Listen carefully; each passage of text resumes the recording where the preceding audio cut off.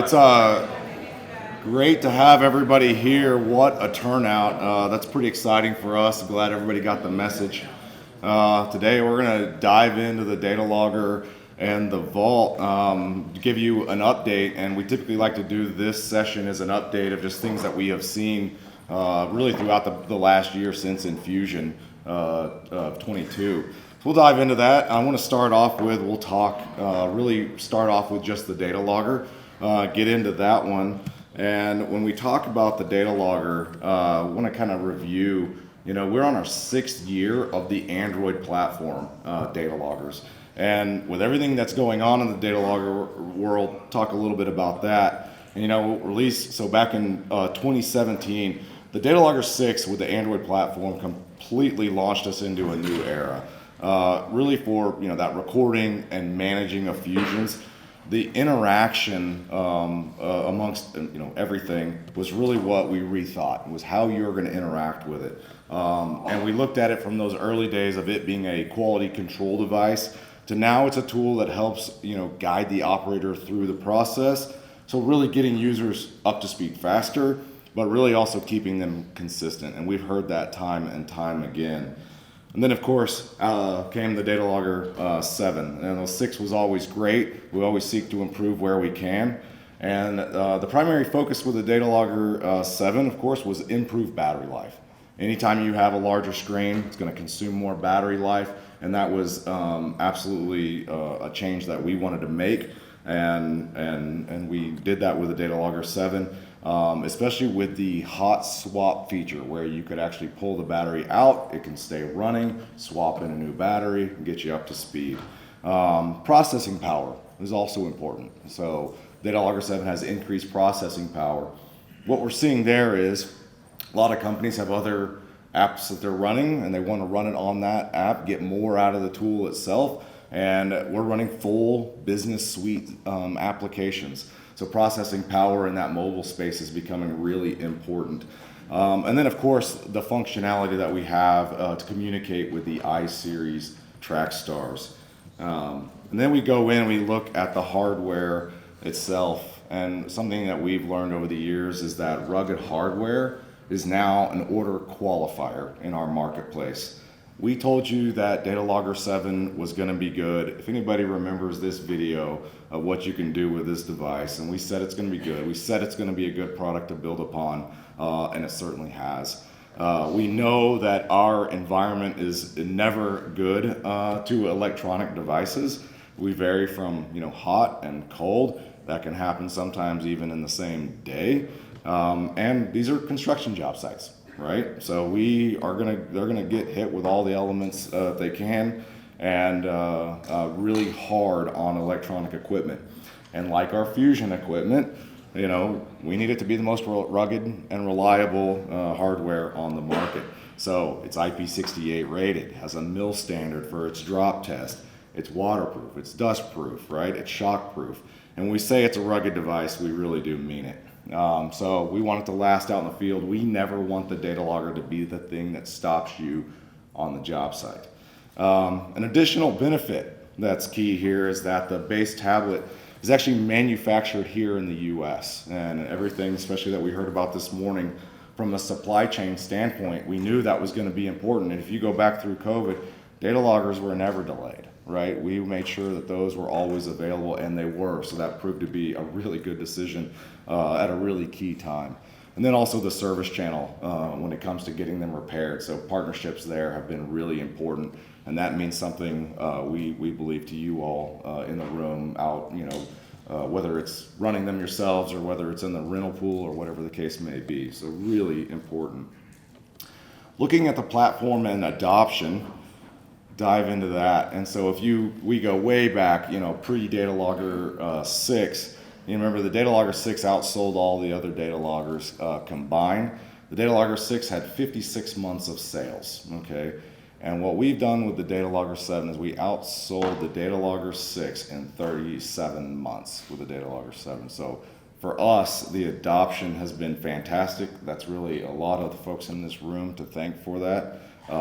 And it's really good for our industry, right? So we're seeing great adoption of the tablet itself and the device. Speaking specifically about the DataLogger 7, we've got over 2,200 units out in the field now, okay? And that battery life has certainly proved to be extremely successful, but not everything comes without challenges. And so I'm gonna spend a little time, this is an update, so we'll talk a little bit about what those challenges were. And you know, some people said, you sure you wanna talk about things that were challenges for us that we had to fix and go back? I'm like, yeah. So if anybody knows me, I'm a bit of a hockey fan and a player. And so I'm kind of used to going into situations where I might get punched in the face, so we'll go with that. First one is, while the battery was good, there were situations when it comes to battery management that could get that battery cell imbalanced, okay? And this presents itself to the user either in a battery that just doesn't show as a red X through it, or a really decreased battery life, so some different behaviors. I'm sure many of you probably came across this. It was rather prevalent. Amazing, we were able to work through it. We were able to address that issue.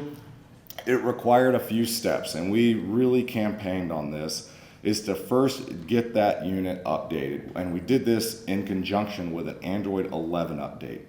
Android 11 gets you up on a later release of Android 11 so that your apps keep running, because they're going to stop development, you know, the older you go. So it did that, but then we also updated the EC firmware. EC stands for Embedded Controller. And this controller is what controls and does all the battery monitoring and the charging. Interesting thing is, in most cases, once you had this update done, it can actually repair the batteries. So big weight off my shoulders for sure, being able to talk people through that and actually getting a repaired battery. We campaigned it. We got over 95% of those DataLogger 7s updated. So really impressive, you know, the marketing and all the things that we had to do to get those updated. If you still haven't done this, or this is news to you, please go back and work through this process. So it can actually repair and again get that tablet up and running for you out in the field. Next thing that we have seen are, we've done a cable update. So we've seen a few issues out there.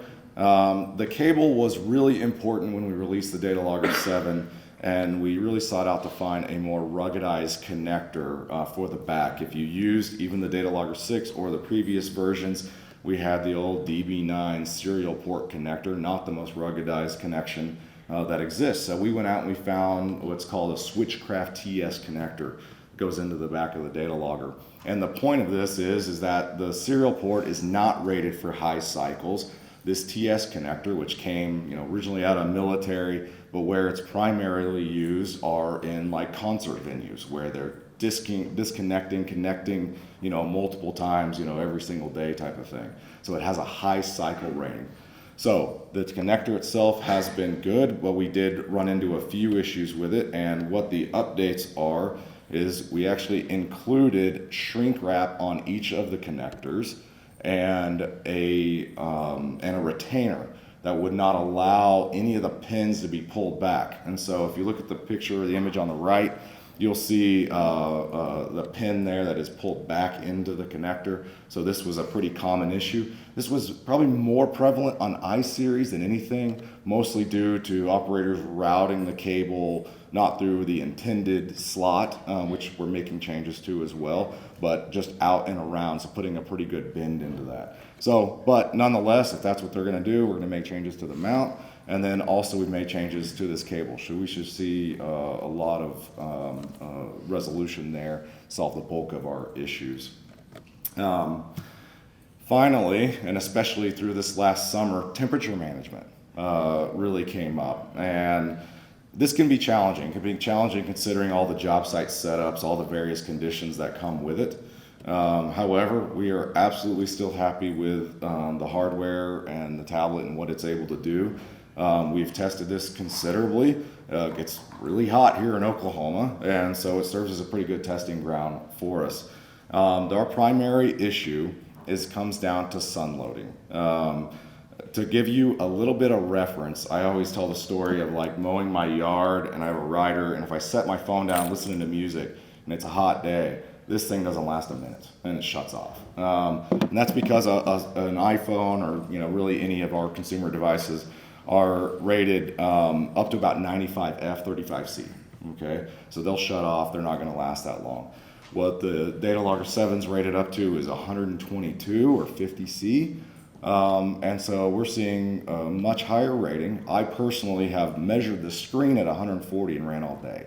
I realize that's not going to be the case for everybody in every scenario, but it's something to think about. And we get into this situation where we're talking people through this, but consider what else is going on that site where you're dealing with. Consider what's going on at the pipe temps. If you're dealing with that high sun loading, you're going to have issues with the pipe too. The operator himself standing out in that can certainly be an issue. Hydraulic oil of the machine. So there's a lot to consider. And so what can you do about it? And our biggest suggestion is shade. Please shade it. It's a really simple solution. This is some pics that we have. This is our testing of Triton, which I'm sure Chris, after this session, is going to get deeper into. But I thought it was really good because here we were, this was back in August when I think this particular testing was going on, where we're out running, all day, every day, throughout the week. And every day was over 100 degrees Fahrenheit here. And we multiple operators coming in and off that site, running that data logger, and we never had any issues with it. And a lot of it was just due to shading. Realizing there are so many scenarios that then it's not always the easiest setup, but the more you can do things when it comes to shade, the better. So please consider that if you are running into those issues. We are looking internally at what we can provide you. So we're looking at different solutions. Expect to see some of that into the future as we find what works best for the majority of users. All right. So that's a couple of the issues that we saw throughout the year. I hope you got something. Yeah, go ahead. My quick question, Adam from DJ Prescott. So yep. I'm based out of Maine, yep. And I'm on the opposite end. I play in the total all the time. Have you guys heard anything on, it said negative 4 degrees Fahrenheit. And granted, I don't dwell in that too much. Yeah. But we will, and we yeah. have in the past. So have you heard anything on trips with the cold side of things?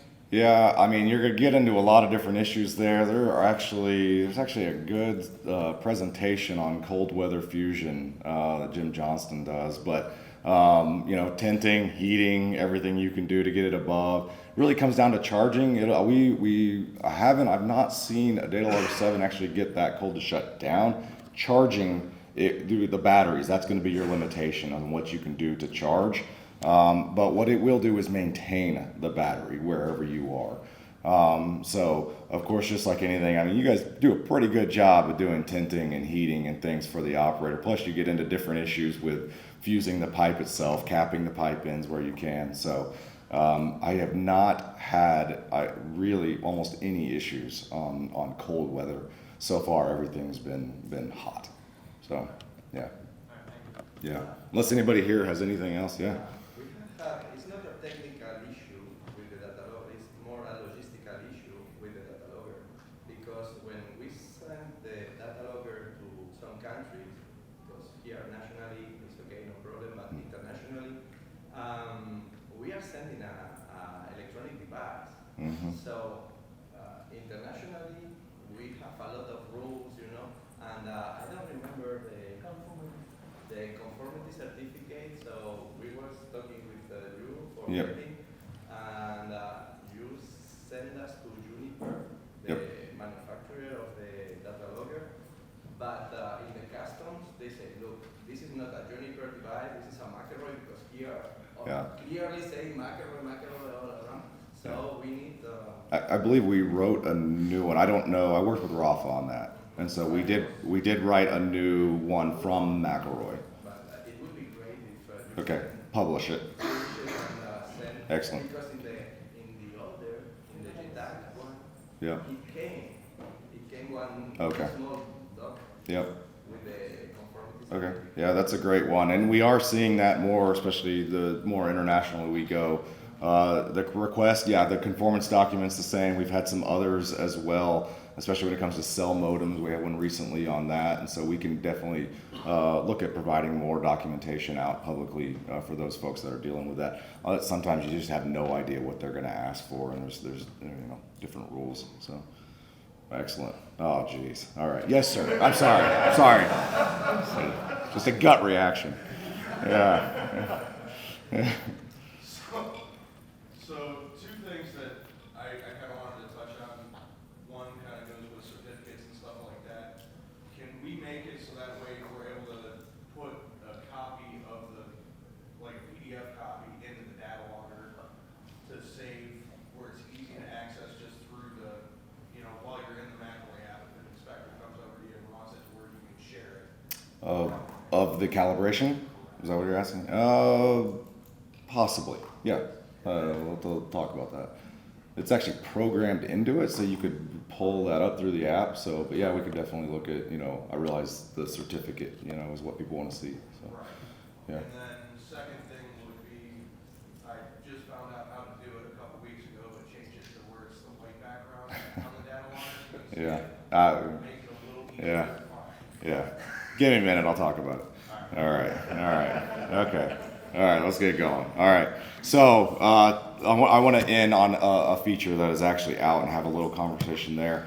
So looking through DataLogger, if this slide will change, when we went to the I-Series machine, it went out into the field. Obviously, the advantages were very obvious. Market has responded extremely well, as everybody's heard. And then, of course, we move into the Triton, and I think we are very excited about that. What we're seeing is that integration of the data logger directly into the product, and we're excited about what that can bring to the industry.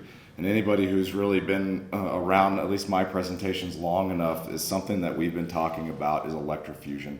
Obviously, McElroy doesn't technically have a dog in that fight. However, we are on the same job sites. There is no doubt about that. We were just having a conversation earlier about that. And the more value we can build with a data logger, the better. And we've built features like manual fusion, right? Earlier this year, we released the ability to record a manual log of electrofusion with the data logger. This has driven a lot of business. MPC Kinetic, who we gave the Innovation Award to this year, is actually integrating that as well. So they're using the data logger to log not only all their butt fusions, but also all of their electrofusion fusions as well. But we took it a little step further. And so there's a new feature in the data logger is partnership with the Highland electrofusion processors. And what we're doing is, and this is the Supercell and the Vortex, to include full functionality with the data logger. So this is actually a data logger connecting to that equipment and controlling that equipment and data logging all at the same time. And what this can do is, and we continue to see opportunity bringing guided workflow to these processes. It's a process like any other that must be followed. And we're able to do that. And then also retain that data and send all that data into the vault along with all the other fusion data. So we've been talking about it for a while. Here it is, and so we're documenting more of the job site. We continue down that path. And we also don't plan to be done there. We realize there's a lot of different equipment out there. This is the first. If you have one, it takes some effort, but we're certainly open to it. So you have the manual logging process, and then now, of course, working with the Highland, you have that available to you as well. But to present what's possible with the data logger and where integrations can go is pretty exciting for us. So I hope everybody sees opportunity there, or possibly change any of the way you're doing business right now. So pretty exciting about that. Where I want to end on data logger, and then we'll jump over to Vault, is talk about roadmap. So this will get into a little bit of Pat's question. So here's where we're at. So electrofusion we have out there, it's live, it's available. Triton's our big focus right now when it comes to data logger. Working through that and all the testing, all the validation that we're doing to make that product right. Again, you'll see more of that tomorrow. And then next up, big one for us, is Android 14. So a new operating system coming out, and we're actually making a pretty big jump from 11 to 14. That's important. We want to stay up on the latest, keeps you more current. And again, the more apps you tend to run on this, you know, they need to be up to the latest versions. And so we will be focused on that transitioning over to 14. And again, it'll be the same data loggers that you're running today. And then also the Verizon certification. And here's what's important is that we at McElroy definitely want to push more connected equipment. The more hurdles that we can remove from that process, the better. We want to get that data out of the field, into the vault, and make it more actionable and more real time. And so the more we can be connected, the better. We're starting with Verizon. Let me finish this and then we'll come back. We're starting with Verizon because one of their willingness to work with us. And so we're doing that. And now let me say this with a data logger. You 100% can go to Verizon, get a SIM card now, put it in, and it will work. You can go to AT&T, you can go to T-Mobile, they all work, right? The difference is you will have a varying level of experience when you walk into those stores, whether it's corporate owned or third party, however that is. And with this Verizon certification, it'll make it much easier to do that, or possibly for McElroy to pre-install the cards as well. So we are definitely looking at what it's going to take to make the equipment more connected. The international guys, I apologize, that world is a whole different ball, but most of you have all handled that very well already. Chris, what you got on that one? Just what I was going to ask. Okay. Is there ever going to be a situation where you guys are dealing with any other cell phone companies, or is it always just going to stay for us? It is no small feat. It's absolutely amazing. So yeah. It's possible, but today this is where we're starting. Yeah, for sure. But again, it doesn't mean that they won't work. Yeah, go. If it works for the SIM card now, what does this certification do? It puts money in someone's it allows. Yeah, go ahead. I got the guy here. How about that? Hi guys, we're from Juniper. Oh. Hopefully answer some of your questions for you. It technically is not supposed to work on Verizon today. If you activate a SIM card in your phone and stick it in, it usually works. It shouldn't do that. The certification allows us to legally do that from the store, adding, swapping cards, all of that will work 100% after the certification. Yeah, and if you walk into the store, they recognize that. If you walk in today, they go, "We don't know what this is." Yep. That's really the difference. So again, removing those hurdles so that that's a possibility. Yeah. And then, okay, the final thing, Pat, this is to your point. Further out, and it's in dotted lines for a reason, because on a roadmap, further you go out, things get a little bit more murky when it comes to development, and then, you know, all the stuff that gets thrown at us, things change. But something that is on our roadmap is a UI refresh. Again, like I said, we've been on the Android platform for 6 years, so we do expect to make some changes. And our number one objective is sunlight readability when it comes to the tablets, especially with the iSeries out and with the Triton. We've definitely seen that can be an issue in given circumstances. There is a way to do it now through accessibility settings, but we want to give it more of an official way that'll feel more embedded into the app. So that's where we're focused. So that's coming for the data logger. Good. All right. Now let's jump into and talk about the vault. So I'm going to go back to last year, throw this slide up here. And I shared this, and it was just a vault by the numbers as of INFUSION last year.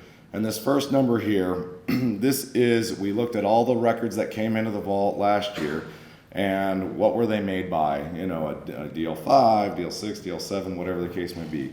90% of the records that came in last year were done by a 6 or a 7. We looked at that and went, wow, that's really good. For us, that's a conversion rate from older technology to newer technology, especially that big switch to the 6, the Android platform, where there's a lot more rich data as well.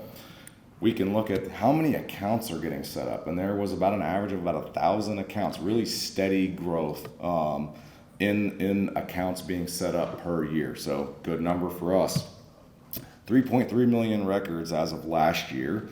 And then if we look at those 1,000 new accounts, 60% of those within the first 30 days, we're adding fusions.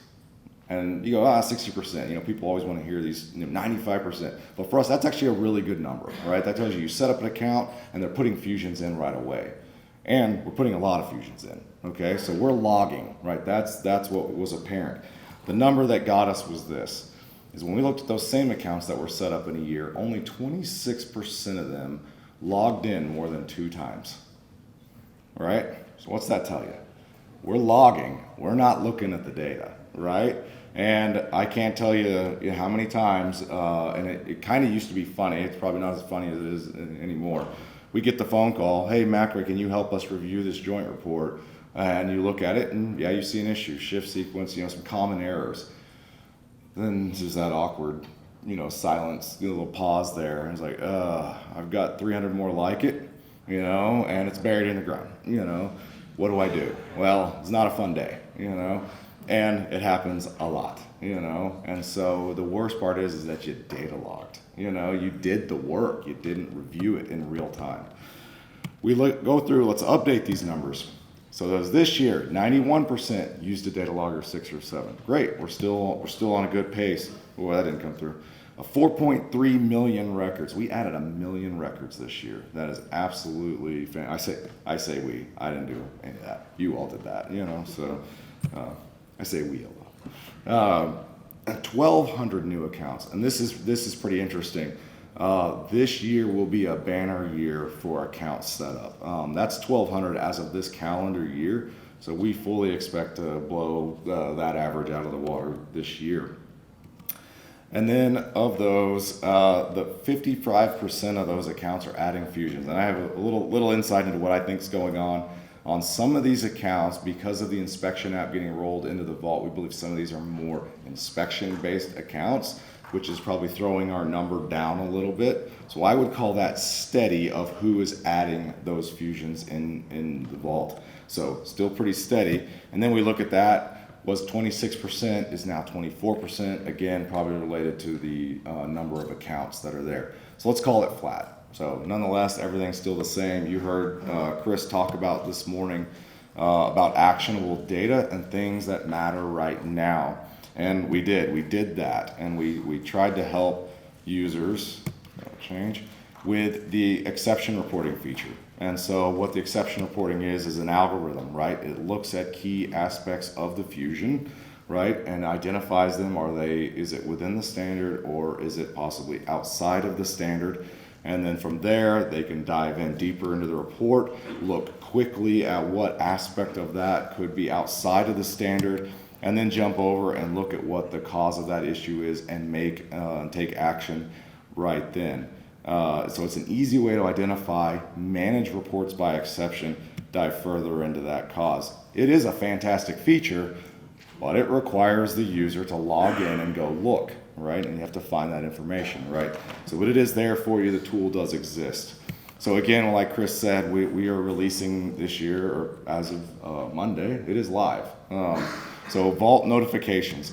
So let me talk about what some of those are. So joint exceptions, new reports, equipment inspections, data logger tracking, and of course the popular calibration notifications. Yeah, yes sir. So on like any of those vault notifications, is that something where people like us who bring out data loggers, is that something we can set up on there, or does it just strictly have to go through the vault account that's logged on there, or how is that going to work? Where when they call us and say, hey, can you look at the joint report, we have to go log in and look at it? Yep, it's all in the vault account. So it certainly becomes how they set up the vault account. So if it's like their first time, yeah, good thing to talk them through. Hey, this is what the feature is, and set those up. Then of course, once you get the user rolling, that the big challenge is it needs to become part of their business. Absolutely. If we do it lightly, that's the results you're going to get. At some point we have to become integrators, right? And that's the key, is how do we integrate this into their business, and they use it as a system and not as something that is, tertiary to the primary job, for sure. Yes, sir. With notifications, are they going to the device itself, or are they going to go to someone else? Today, email. I'll show you. Yeah. With the calibration reminders, is that when it comes due? Is there going to be lead time? I'll show you. Yeah. Yeah. Yeah. Oh, Pat, God. Yeah. Every time. As far as the calibration reminder, so I'm assuming that the calibration gets sent to whatever volt count is in that tab. Is there a way that we can make it so the distributors, or if someone has them in their rental fleet, can Yeah. a separate email? Yeah, let me show you. That's getting into the weeds, and things get a little harder. Devil's in the details for sure. Yeah, so let me walk through it, and I'll show you. So let me show you first how do we turn on notifications. So we jump into the vault, we zoom up there to our name where we can access our profile, and once we click on that profile, you're going to see a new notifications selection, right? Kind of aptly named. And then we'll go into the notifications admin page. And from here, you will be able to create new notifications. So click on add notification, and like Chris said, we're able to do, we wanted to make this a customizable process, right? Not just something we can, but something you can say, okay, what is available to me? You know, I may not want every notification option out there, but this is what's important to me as well. So if we first go we can look and walk through a quick example here. What we're going to do is we're going to start with joint exceptions, probably the key one, right, to start with. So we select joint exception, and then from there, depending on the type of notification, there will be different triggers that the user can select, especially for notifications. So in this case, whether it came into the vault and it was flagged for review, meaning something could be outside of the standard, please go review this. You also have if it was accepted automatically by the vault, or if a user accepted it, and then likewise if a user rejected it, you can get those notifications sent to you. And that's going to happen when that event occurs, right? On that trigger, you will get a notification. If you don't respond to the notification, you'll also have the ability to get reminders. So we'll go in here, we'll select review, and then you can set days that you want to be reminded on. And so if you want to do all week or Mondays or whatever is convenient for you, you can select those, and then the time of the reminder that you want to get, and then as many email addresses to receive it. And so whatever email addresses you enter are going to get an email notification as well. And then we'll go ahead and save it, and that's setting up a first notification, right? So really simple to set up. And now let's talk about that calibration reminder. So when I look here, I go in, we're going to select the calibrations. Then what happens is I'm presented with a list, okay? And what this list is, and again, this is the challenge, especially when we consider macro channel partners and rental fleets and who is doing calibrations. So what we are doing is if in this particular account that you're logged into or sub account, we're going to pull in all of the transducer serial numbers of the DataLogger reports that exist in that account. And that's going to be in this list, okay? And if you are calibrating, right, and you're calibrating in that account, all of those that you have calibrated will also be in this list. So you'll be able to select through, filter through, and add all of those to a full list so that you can get a reminder on. If you're doing calibration, expect to see a slight change to that app where you can enter customer details. So you know who would you contact that owns, you know, serial number 1234. So that'll be coming as well, but it'll give you a way to get that reminder. Then you'll be able to populate the list and then select, do you want it before, you know, upcoming calibration due dates, and then whatever day, how many days in advance you want it to be. So if you want every 6 months, then select it. If you want 30 days, go for it. So you'll have that feature available, or if you just want to know if it's past due, that's also available to you. You can select both upcoming and past due? You can, yeah. Well, it would be for like DataLogger 5s, 6s? Yeah, next step. Right now, this is focused on, it'll be 7s and I series, and then others will be coming. Yeah. Yep. So, all right, let's go. Can you make it so that way you can manually enter the DataLogger serial number that you want to track? Because No. if we put a DataLogger into rental, it's not going to show in there. If you calibrated it, though, it would. But if you send them a brand new Brand new one, yeah. We'll work on that, yeah. We'll talk, yeah. We'll make it work, yeah. This is only gonna work though if once it's connected to Wi-Fi. If they're in the field and it's not set up on cell service, it's only gonna work when you're connected to Wi-Fi. Anytime it checks in, anytime we'll like, we know the serial number, so we'll always grab the latest calibration date. We will know that. Yeah, no, I'm talking about any of it though, like. No, this is in the vault. This has nothing to do with DataLogger. Well, so the exceptions. Yeah. If it's not connected to Wi-Fi or cell service in the field, that is not going to work until they connect it to Wi-Fi or cell service in the evening, correct? No, because it's being stored in the vault. Yeah, what am I? Yeah, but the joint doesn't matter. Yeah, all we're looking at is a serial number and the date. Oh, exception reporting. Oh. Until, if you're in the field in the middle of nowhere, you don't. Oh, no, yeah, absolutely. Wi-Fi, none of this is going to work until they get back. Yes, okay, yeah, on exception reporting, yeah, absolutely right. Yeah, you got to either, when the joint comes into the vault. Yeah, definitely. Sorry, I was stuck on calibrations. And then, of course, you have the same reminders and then email setup as well. Let me quickly walk through inspections. So integration with the inspection app. So as you're out, you're checking you're inspecting your equipment. Like calibrations, you'll also have that ability to say, look at this particular asset that we own. When's its inspection date coming up to be due? So very similar to calibrations there. New reports, and this is especially for high-profile jobs where you're watching those reports and you want to see them coming in. For us, it's things like Talon always comes to mind. We watch every time one of those pretty high profile coming in, but you can have features like that. Data logger tracking, this one's pretty interesting, and I can look around. I've had conversations with almost everyone in here about this. But if a data logger went missing or was possibly stolen, and hey McElroy, can you keep an eye on this? Well, this is how we do it.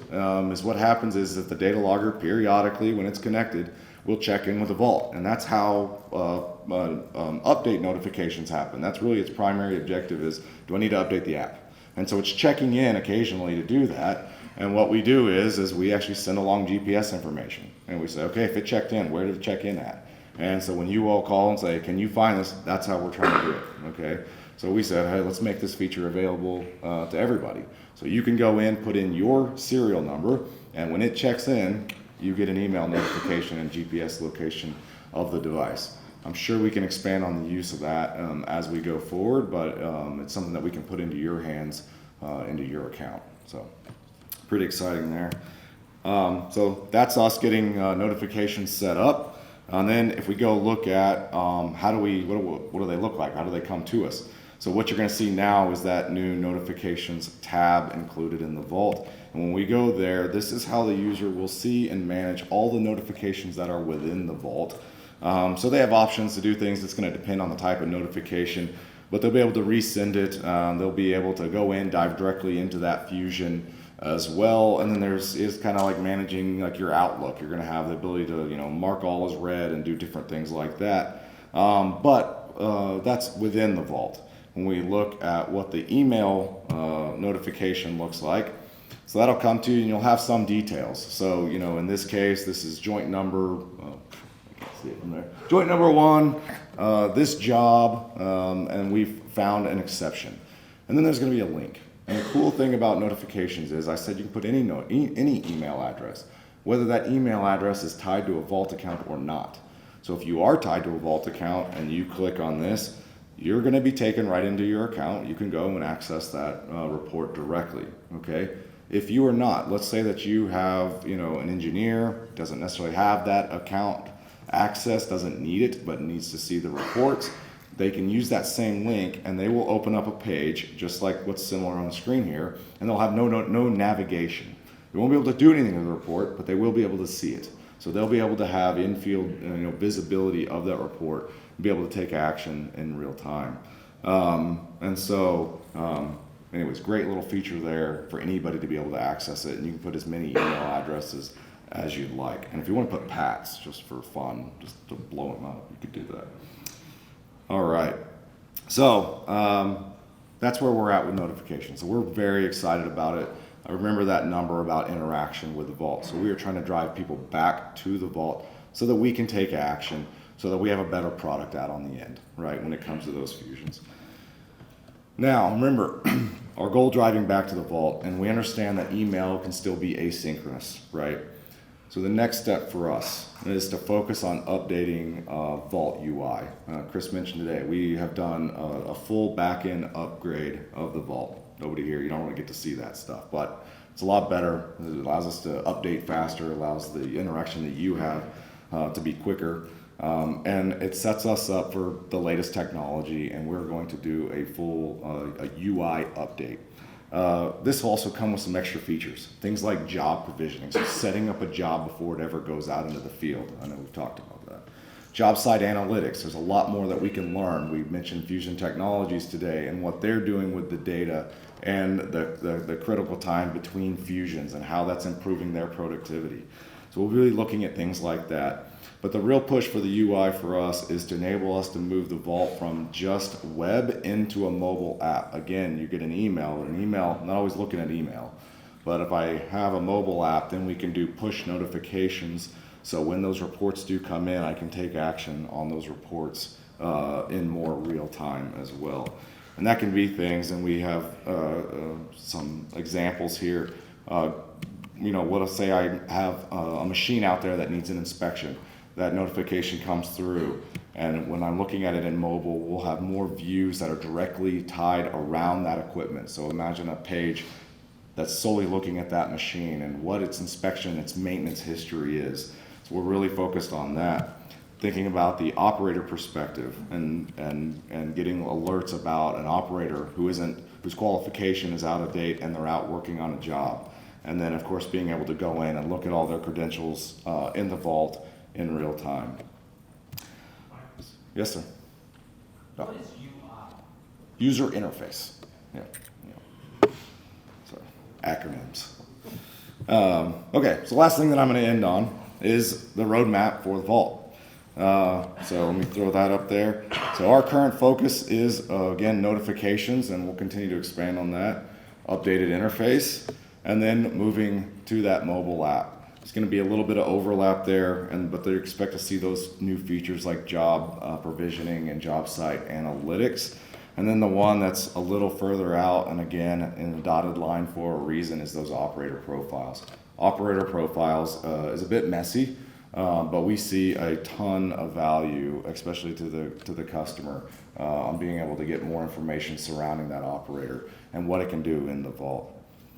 That's what we have coming out. Very excited about the possibilities, and really excited about everybody's interest and where we can go with the DataLogger in the Vault. Yes, sir. Mike, the exportation feature for Excel. Excel, yep. Is now a standard for everyone. It's a standard for everybody. That's correct. Yeah. I don't know if everybody heard that, but being able to download the data out of the Vault into Excel is a standard feature that you should be able to do on anybody's account. Yeah. Yes, sir. I have a rental pool set of DataLoggers. They go out, you have, they set up their accounts and record them. Goes into the Vault, notifications would come to us as a renter, right? That's how you set it up. So, Is it their account that you're setting up? well, no, they would have their own setup. Yeah, then it would be on them. The records are going to go into their account, and depends how they have set up notifications. They could go in and set up the notifications. Yeah, correct. Yes. So if I rent a DataLogger, what keeps me from getting notifications on the next renter? What splits it? Since it's on my Vault account at that point, then I rent it to Drew, for example, he does 9,000 fusions tomorrow. They're all going to be good though. Yeah. So what keeps me from having any kind of access to what DataLogger do? Because your list said any DataLogger that you have done fusions with, you'll have access for notifications. It depends on the type, but it would all be tied to that account. So are you renting out all under one account? So you're renting to multiple users under one account? So I have a DataLogger, let's say I rent it to a customer, they Yep. have it, they set it up, they get it going and everything, they have it for a month. Yep. Then I rent it to someone else, but it's already in the Vault account under that number, so what keeps this customer from getting information from the next job? So it's joint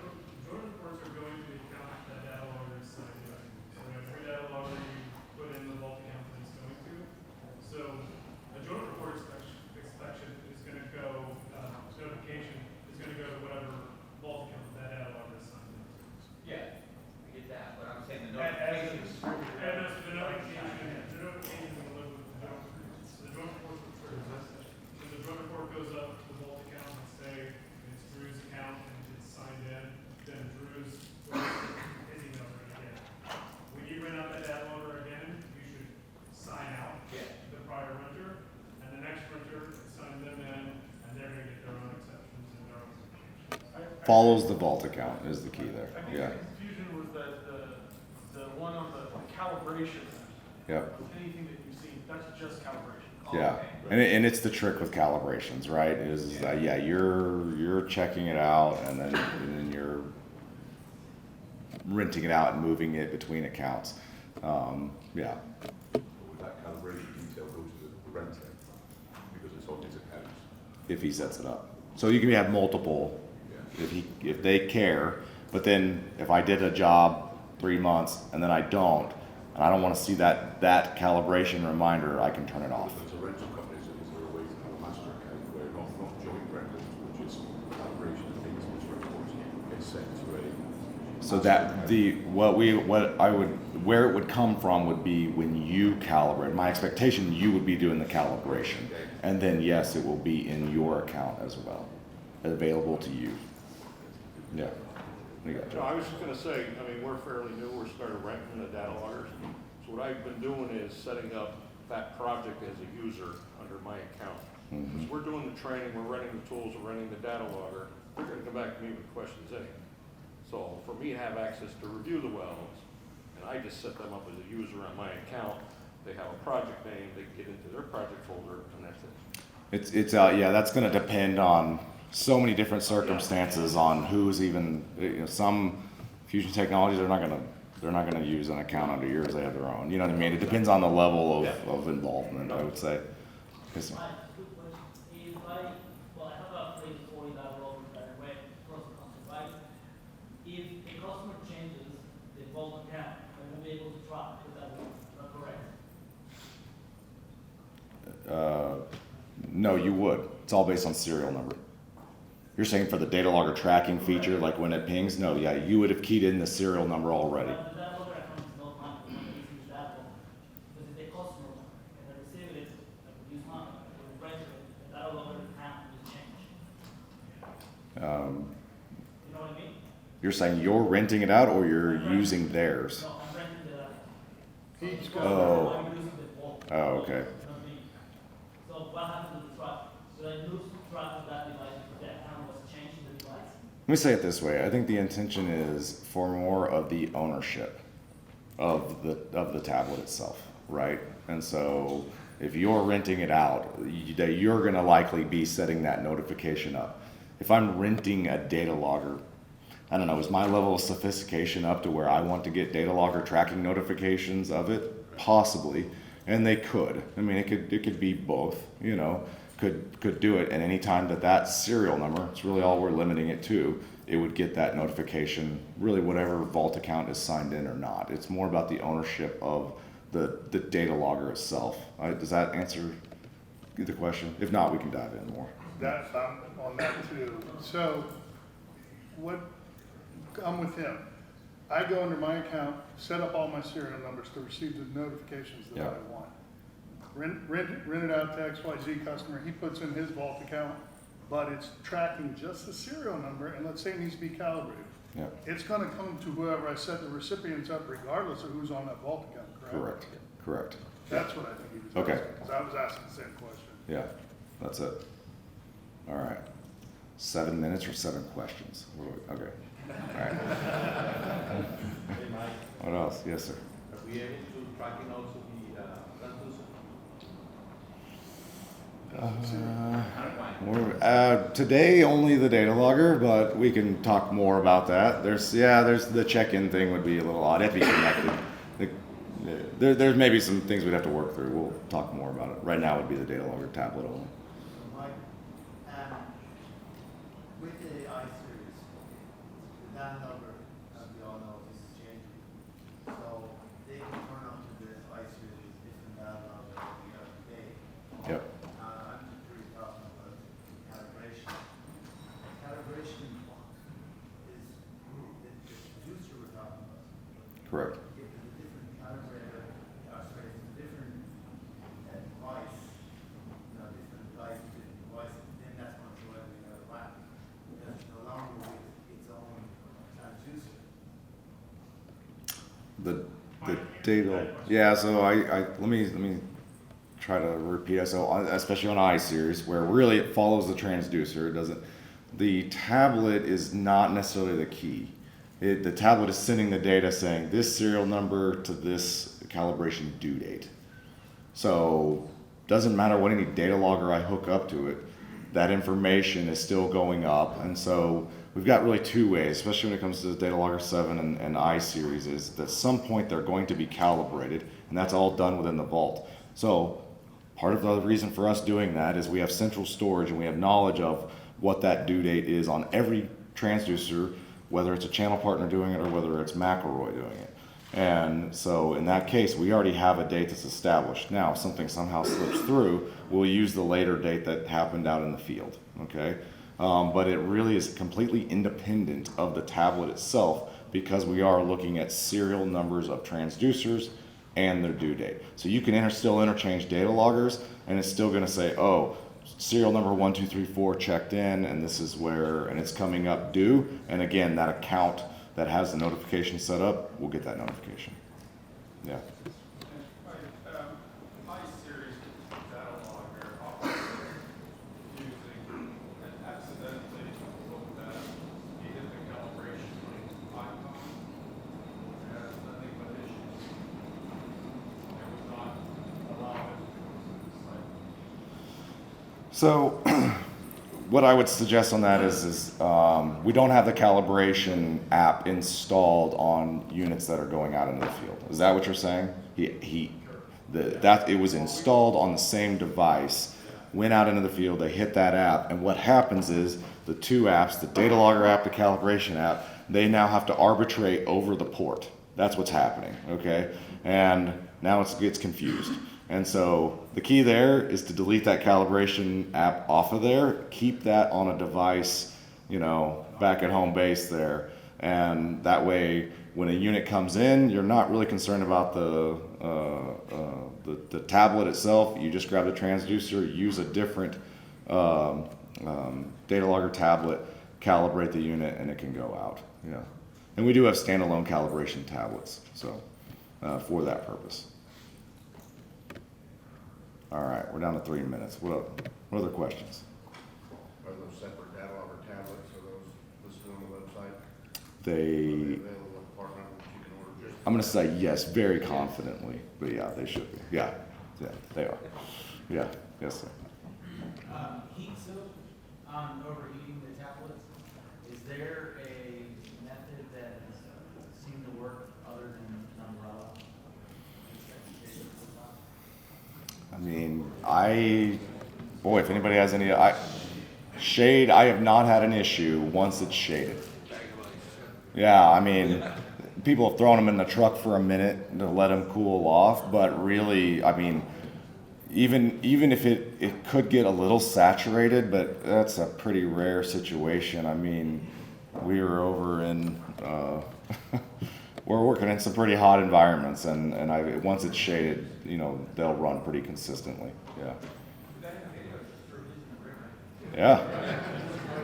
That's right. Is that transducer new this year? Connection that always breaks on? The DataLogger 7 is new compared to the DataLogger 6 and all the previous. The 20 we bought last year at this time, have that on or no? They do. They've been the same since launch. The only thing that's been different is the port.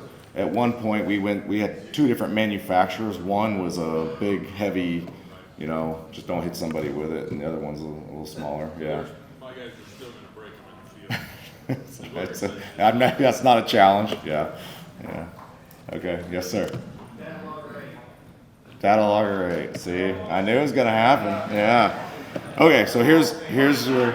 Huh? We're out of time. Sorry. So who's got a bet on tomorrow if a DataLogger 8's coming? No, honestly, I will let you down if you have any money on that one for tomorrow. There will not be a new DataLogger 8 coming tomorrow. We did say when we launched DataLogger 7 that we understand our market and we are planning for longer life cycles.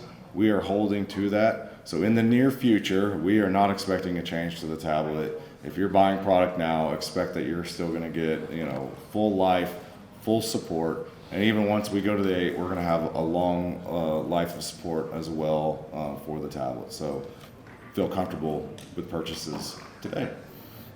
Yes, sir. Mike, the DataLogger integrated with the remote control on the pricing, is that one part of the pricing, or was it just based on that? Yeah, Chris covers more of it. Yeah, yeah. If you want to hang out for that. Yeah. Yes, sir. You know, for customize the edition of the customer, in this case, like add the logo or something on the report. On the report itself. Okay, yeah. We've done that on inspections actually, but we haven't talked about reports yet. Okay. Thank you, Mike. Good feature. We'll definitely take that. All right, guys. Thank you all.